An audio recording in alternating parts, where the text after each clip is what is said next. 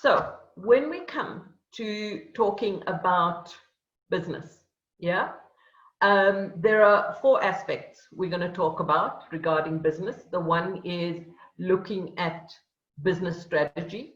Then we're going to have some thinking about business operations. Then we're going to talk about markets and finance. Okay.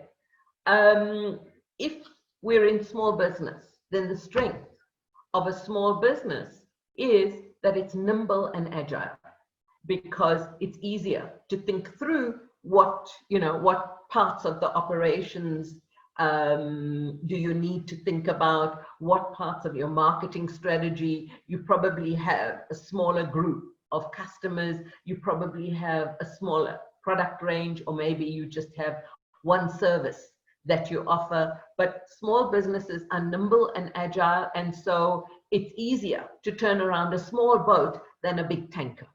Okay.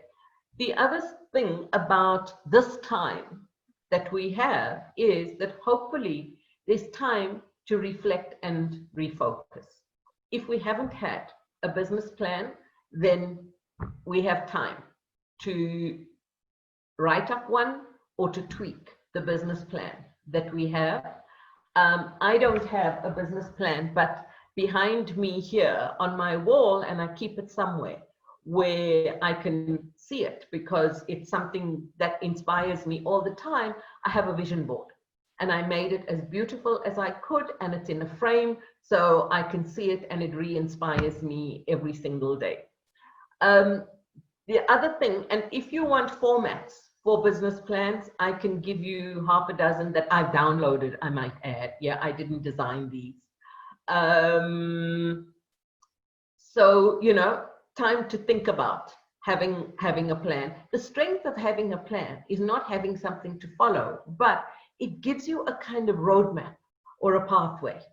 And along the way, you examine reality between what you imagined your roadmap would look like, and you refocus.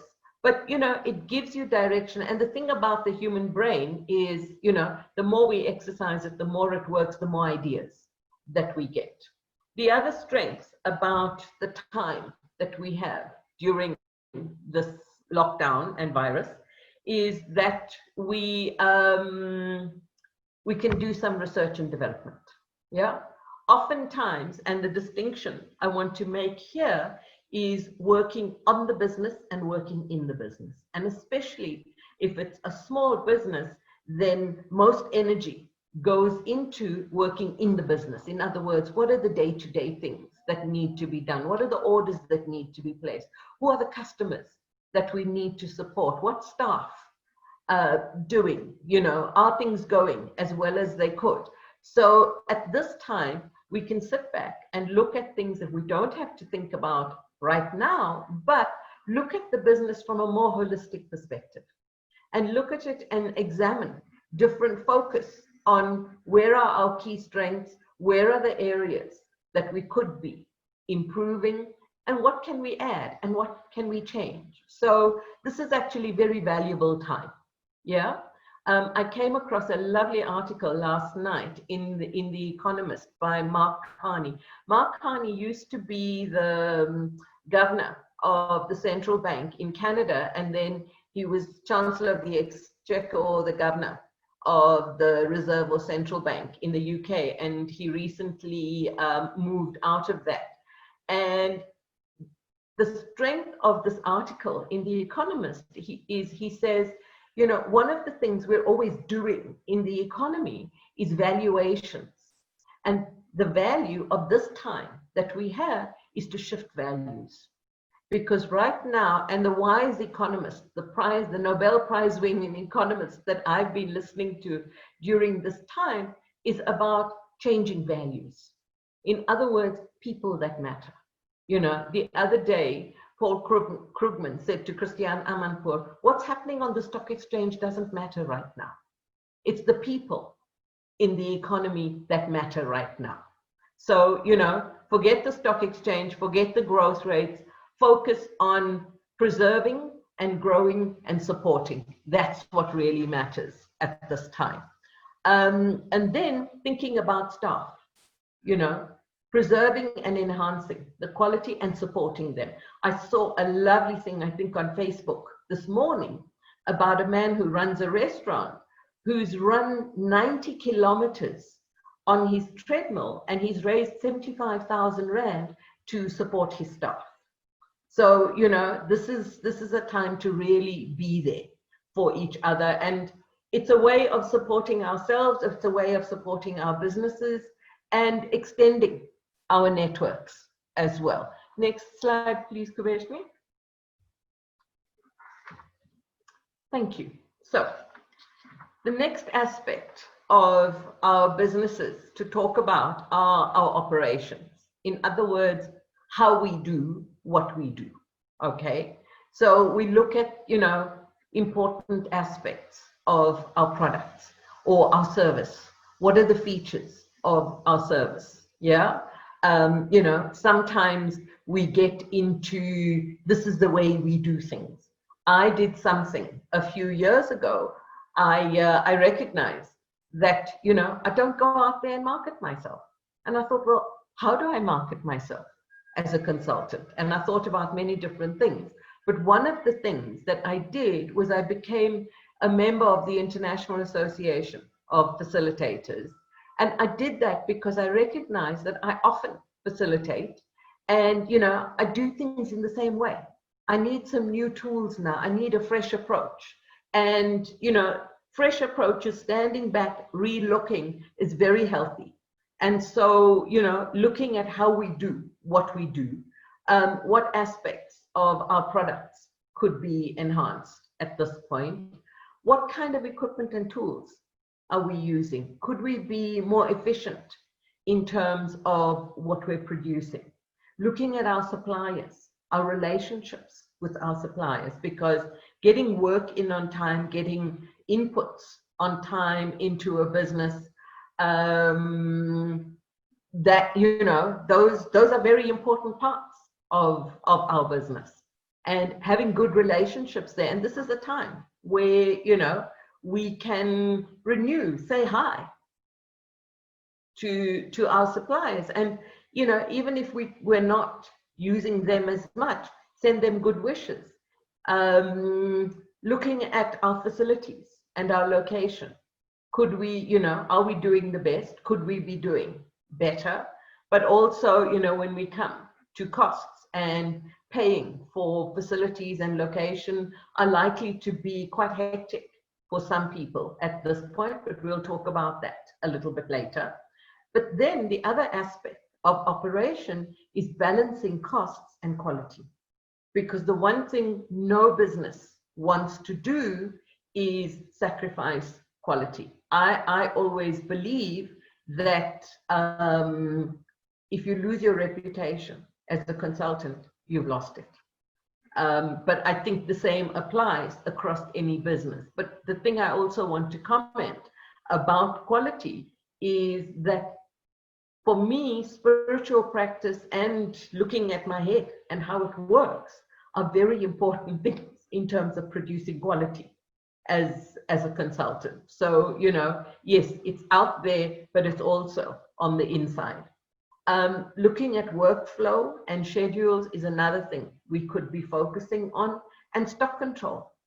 Yeah, things that sit around. Every time something sits on the shelf, it's money sitting on the shelf. Okay, so think about that. But at the same time, if you haven't got things on the shelf that you need, or you can't respond to a customer in the time that they would like, that's also an issue for your business. Kubeshni, next slide, please. Thank you. So, very important thing, markets. And, you know, there are people who say the market. If you haven't got a market, you haven't got a business. I saw Kubeshni do a very clever thing right at the beginning of the lockdown. She put a note on LinkedIn and said, Black Earth Consulting is open for business. You know, smack bang, we're here, we're available. And being present in a business is absolutely key. Yeah. Kubeshni, in a little bit, if you've done other things to let your customers or your clients know that you're around is a very important thing. Talking about clients, many years ago when I was working in an NGO, we put together a course on microfinance. And we got a trainer who came out from the Netherlands. And a young loan officer said to her very innocently, "So please tell me, what's the most important thing that I need to know as a loan officer?" And she turned around and she said, "The most important thing that you must know as a loan officer is you must know your client. The second most important thing that you must know is know your client. The third most important thing that you must know is know your client."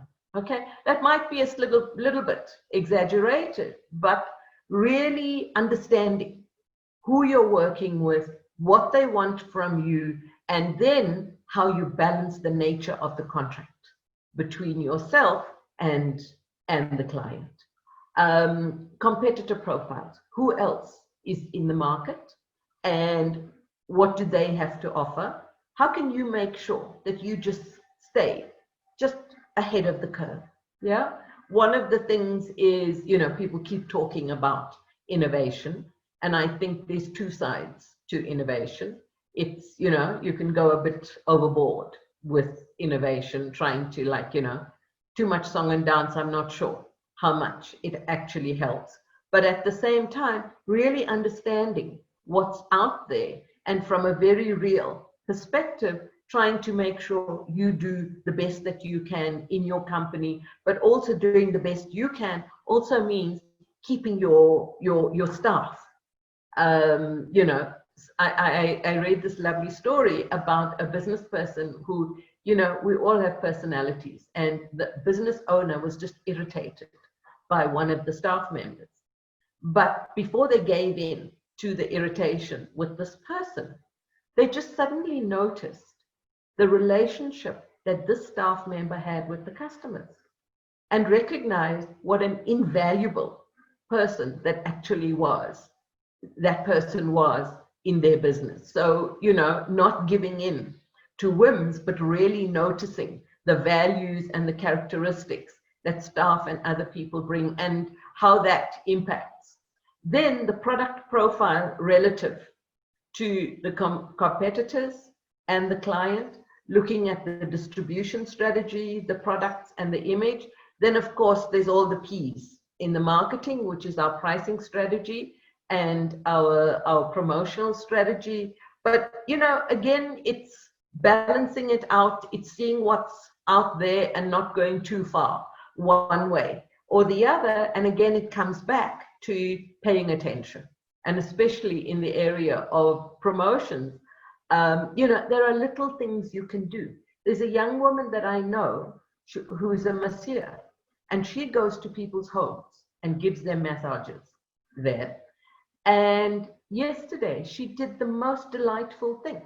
She just sent out a WhatsApp message saying, "Hi, I'm still here. I look forward to hearing from you when the lockdown period is over. And something that you can do for yourself right now is you can do a hand massage." And she attached a little video of a hand massage. Now, hands and feet are very important in terms of massage because you can affect your whole well-being through massaging. But I just thought, what a sweet and clever thing to do. Again, it comes back to the Amanda Palmer strategy that, the more you give, the more you'll get. And so, to bear that in mind around promoting, keeping ourselves alive, and letting our customers know that we care and we're waiting for them. Next slide, please, Kubeshni. Okay, so the thing about finance is it could be very difficult right now, or maybe we've been ahead of the curve and we've had savings that we now have at our disposal. But the thing that money, and I have found over time that people just avoid looking at money. When I ran into a difficult time a few years ago, I sat down, and it was one of the rare occasions I really unpacked what I was doing with money. And I looked at my regular expenses. Those were my fixed expenses. I looked at variable expenses, and I knew I had to keep aside some money for periodical expenses. And I actually cut back on my monthly spend by 30%. And there was no major gap in my life as a result of doing that. So, it pays to understand where money is going and to actually look at how we can best manage it. Yeah. And in the business, managing money coming in. And again, making sure the invoices go out on time, making sure that the customers pay on time. Yeah. Understanding what kind of cash flow needs your business is going to have and providing for that. Yeah. Also providing for, in the financial sector, it's called provisioning for loss, that you can, project a certain income coming in, but there'll always be somebody who's not going to be able to pay their loan and pay on time. And so providing for that loss when you're actually doing your projections. Analyzing profitability, for years, I used to look at, business courses where people were told, well, you must do your bookkeeping. And it's not just about doing your bookkeeping. It's looking at what you're spending and what you're bringing in and your profitability levels. Because also your profitability levels go into, your savings meeting all your fixed, variable, and periodical expenses, but also thinking about and providing for time and expertise to do your business planning, to work, on your business. So you take a few steps back and you think about, what are we doing? Where could we be doing better? That's a really important part of business. So I've more or less covered everything I wanted to say to you. Mostly what I want to say to you is I really wish you lots of strength, and I wish you all the very best. During this time, I hope that we will all come out being a little bit better than we were. And the final slide are resources that you can all turn to for whatever type of support that would be helpful for you during this time. A gentleman by the name of James van der Hoofen actually assembled this list. And I said to him, James, I get the impression that you know how people can access support. And he just emailed me this list. So this is thanks to him. It's not really my effort. And I really need to give James credit for willingly sharing this list with us. There's one more. Santa has also put out some money to support business. So thank you so very much. And I really wish you all the very, very best during this time. Thank you.